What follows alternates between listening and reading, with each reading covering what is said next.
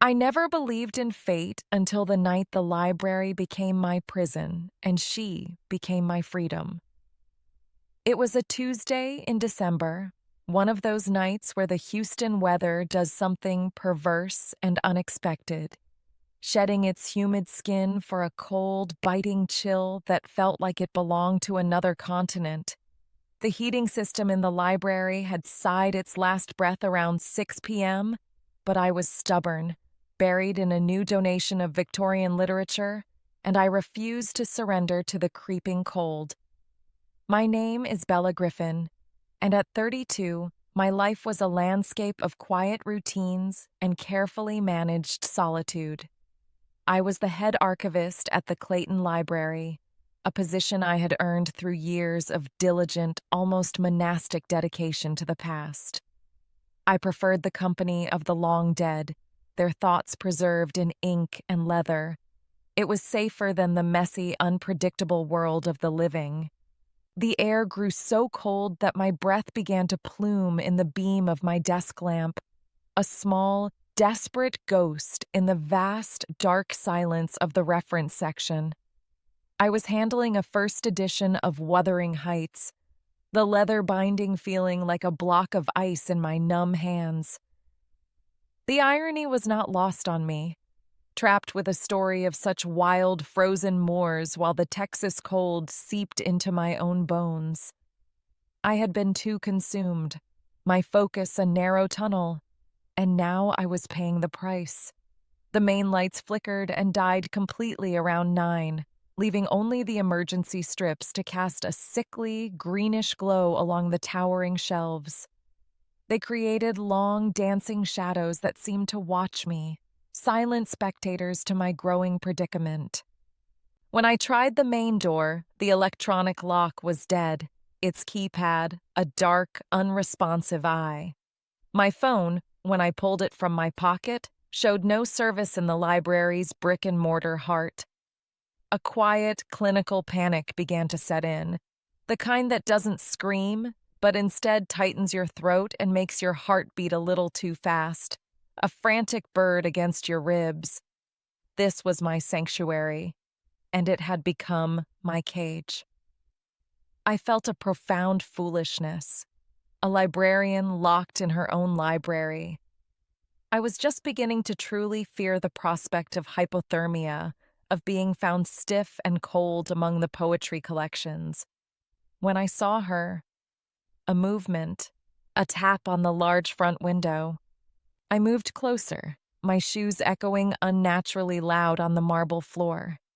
A woman stood outside, her form silhouetted by the distant street lamp. She had blonde hair, messy, and touched by the faint light, and she wore a leather jacket over what looked like paint-stained jeans. Even through the thick old glass, her eyes were a startling clear blue, and they were fixed on me, filled with a concern that seemed immediate and genuine. She mouthed words I couldn't hear.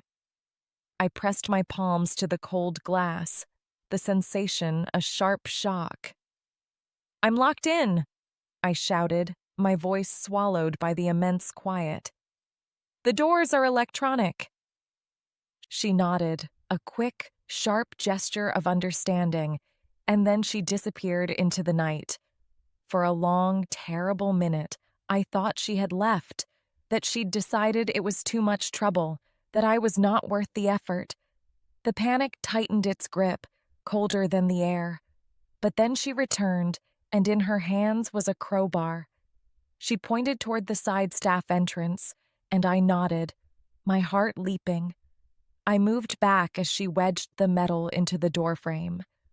The sound of splintering wood was a violent, beautiful noise in the stifling stillness. It was the sound of salvation. Within minutes, the door gave way with a final groaning crack, and the shrill scream of the security alarm filled the air, a welcome cacophony. She stood in the broken doorway, backlit by the emergency light, hand extended. "Come on," she called over the wail, "before the cops come asking questions." I didn't hesitate. I grabbed my coat, my bag, and took her hand. Her grip was firm, warm, impossibly real. She led me to a pickup truck parked a little way down the street. It was an old Ford, robust and practical, its bed filled with the evidence of a hands-on life. Cans of wood stain, brushes, sanders, and stacks of sandpaper.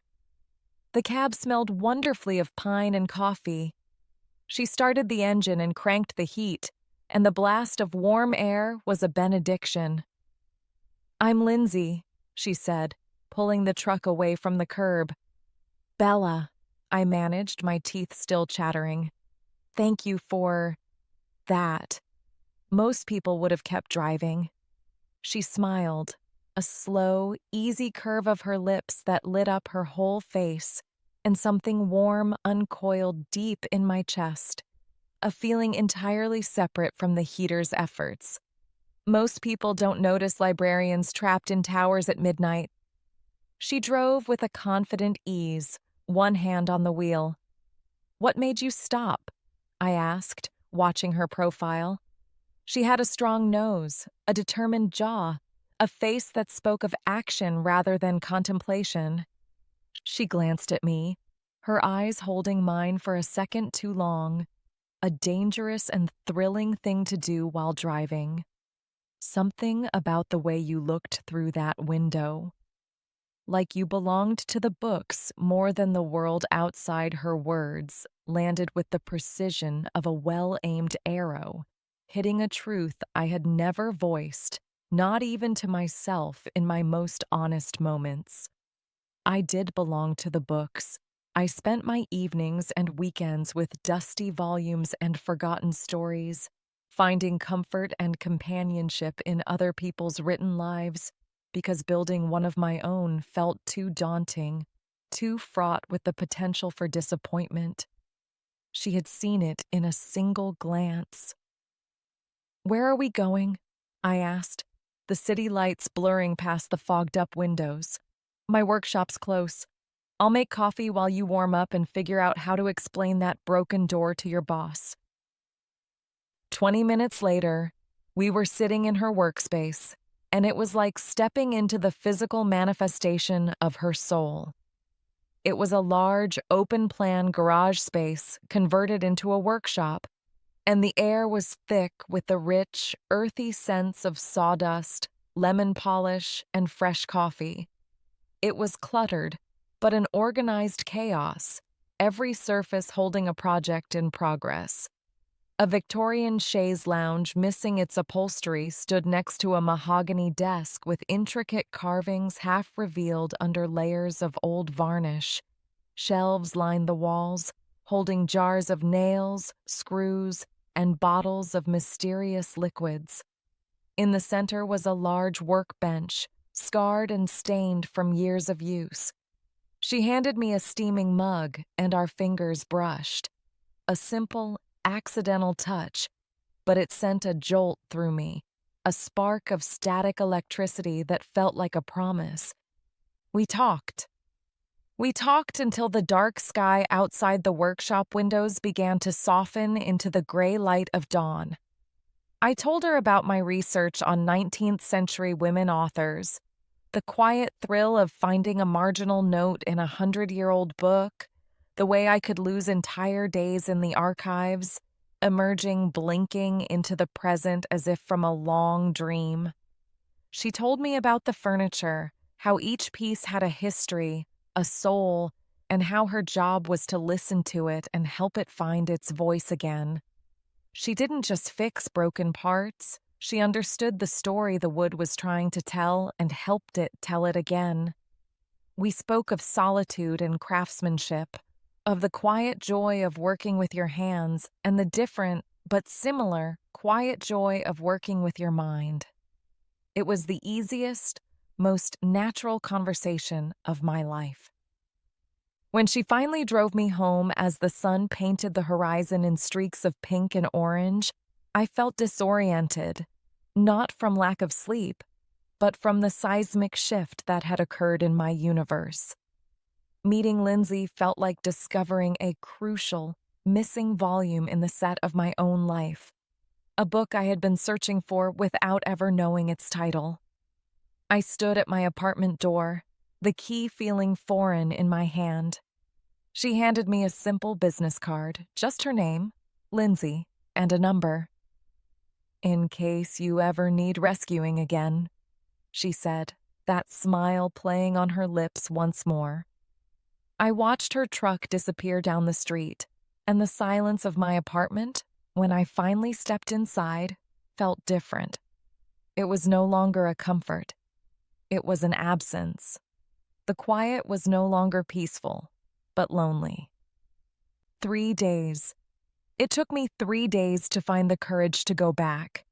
I told myself it was to thank her properly, to offer to pay for the door, anything but the truth, which was that I couldn't stop thinking about the smell of her workshop, the sound of her laugh, the way her eyes crinkled at the corners when she smiled. My hands were trembling as I knocked on the heavy wooden door of her workshop.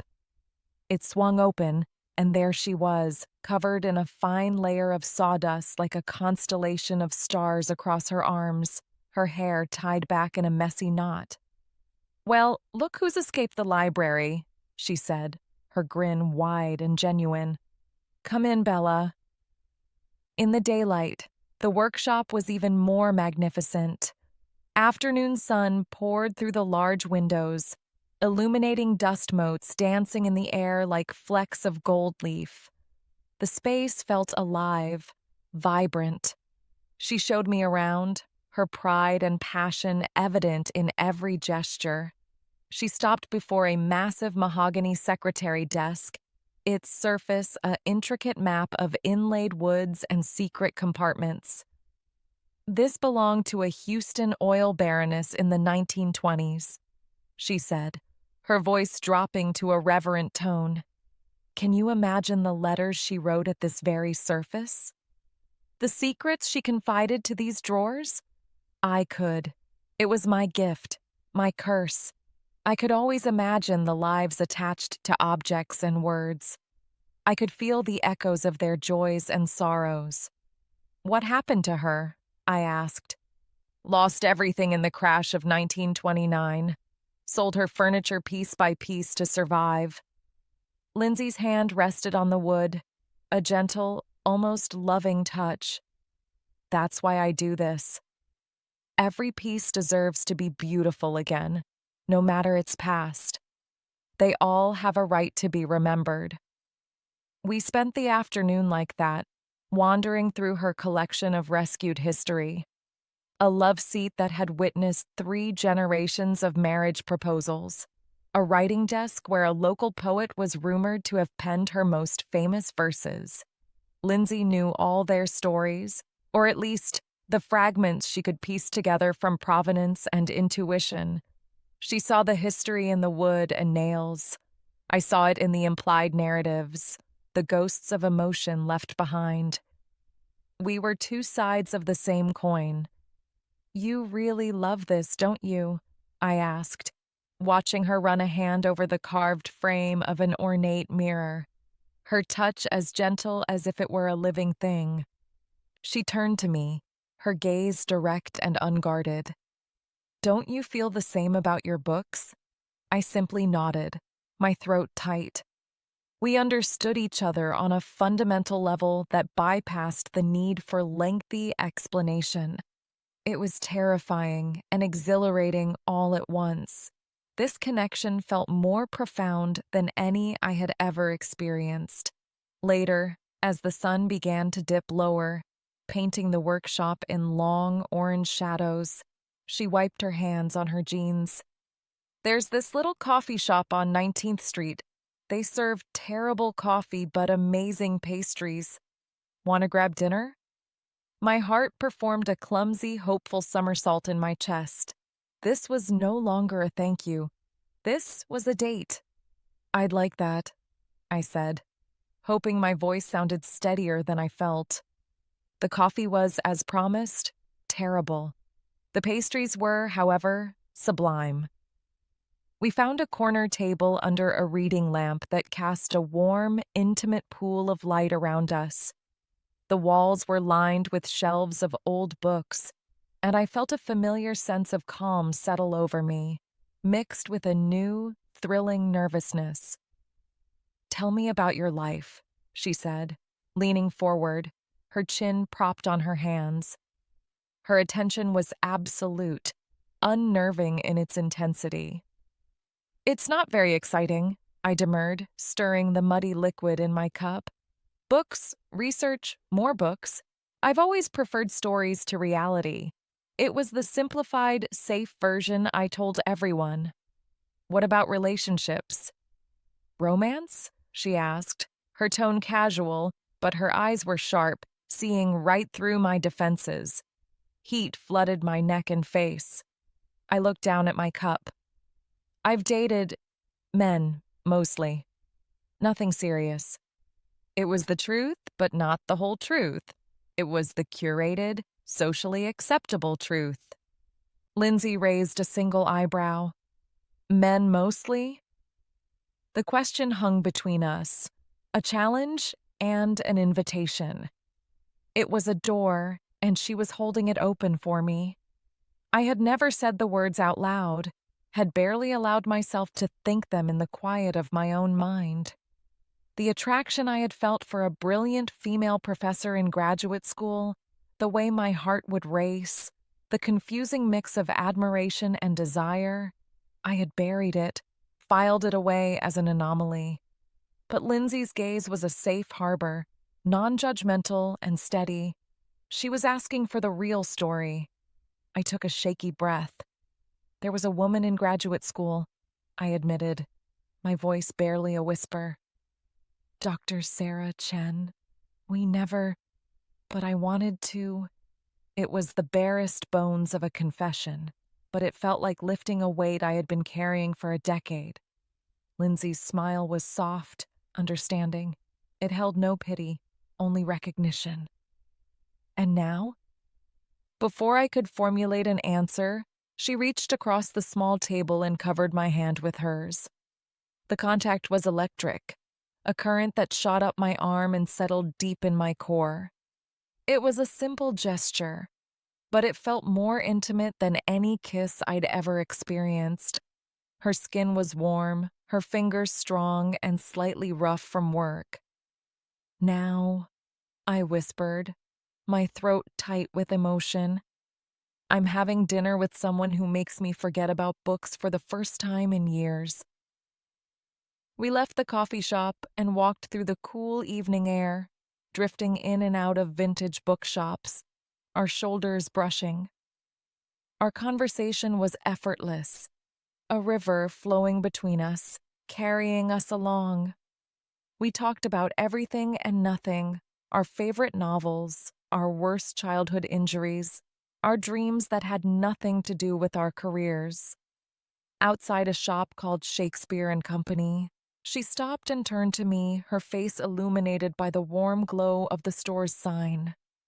"Bella," she said, her voice low and serious. "Yes?" She didn't answer with words. Instead, she stepped forward, closed the small distance between us, and kissed me.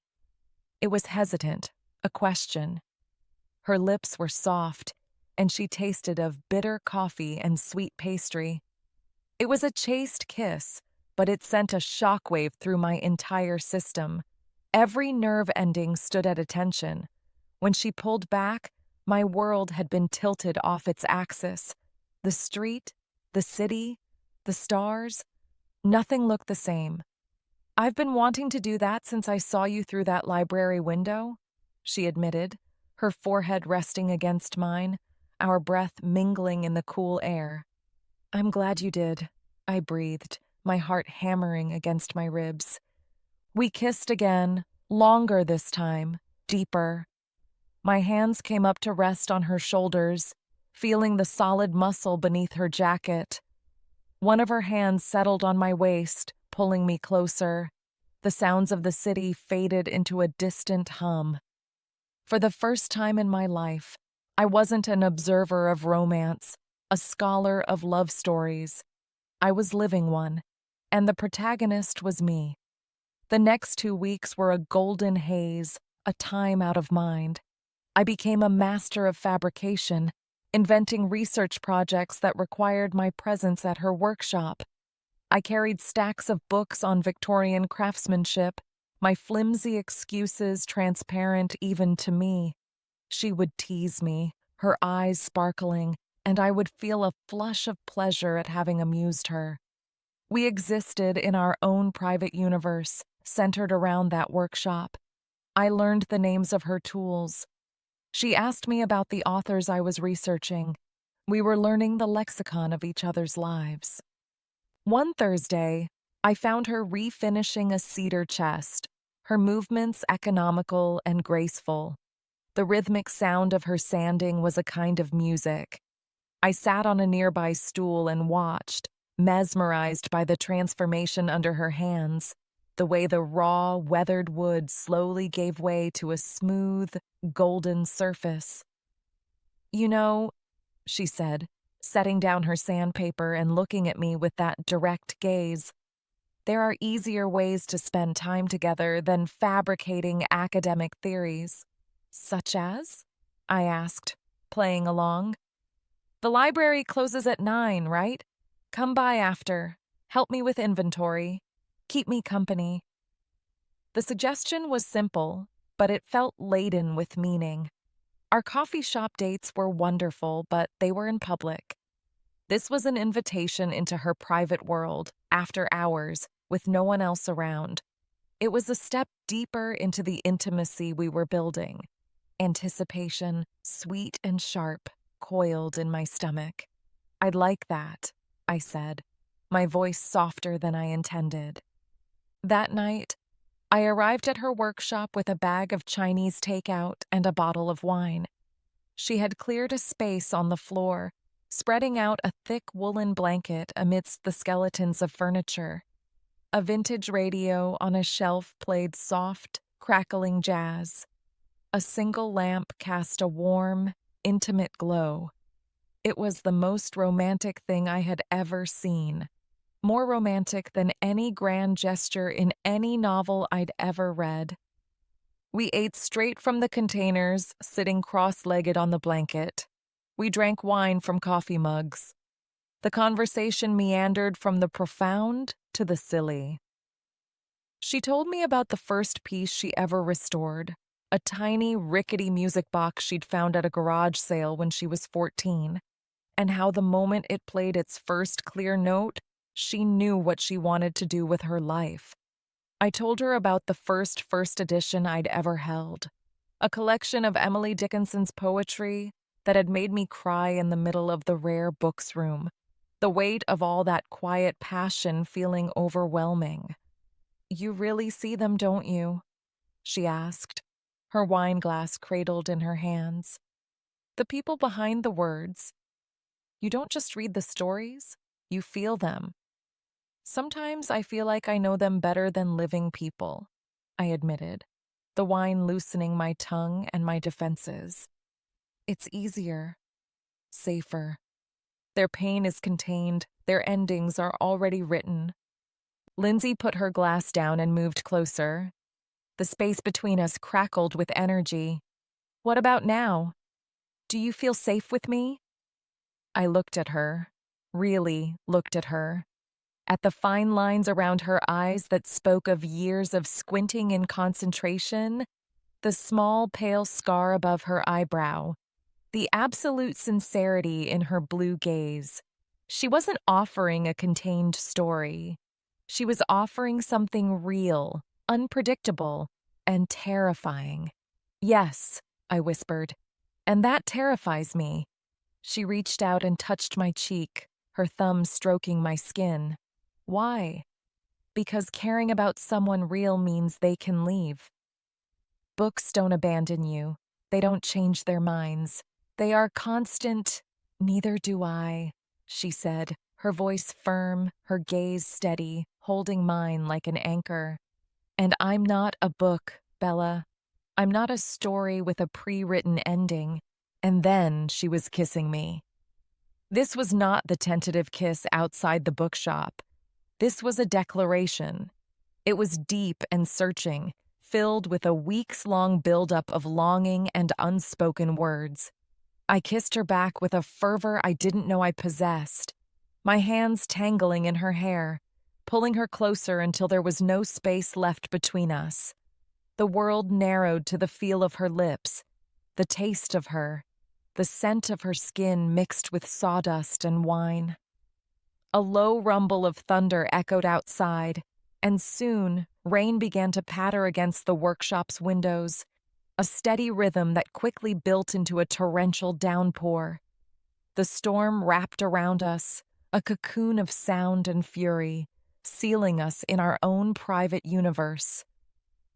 Lightning flashed, illuminating her face in stark, beautiful relief, highlighting the passion in her eyes.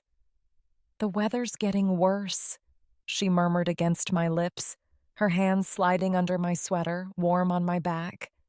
"I should go," I said, but I was already pulling her closer, my body arching into hers, my own hands fumbling with the buttons of her flannel shirt. "Should you?" she breathed, her question a challenge and a plea, her mouth finding the sensitive spot on my neck that made me gasp. Another flash of lightning, this one closer, brighter, followed almost instantly by a crack of thunder that shook the windows. In that moment, surrounded by the ghosts of 100 love stories held within the furniture, I knew I wanted to write my own. I didn't want to be safe. I didn't want a pre-written ending. I wanted the messy, unpredictable, glorious risk of a real life. I wanted to be here, with her. "No," I said, the word a release, a commitment. "I don't want to go anywhere."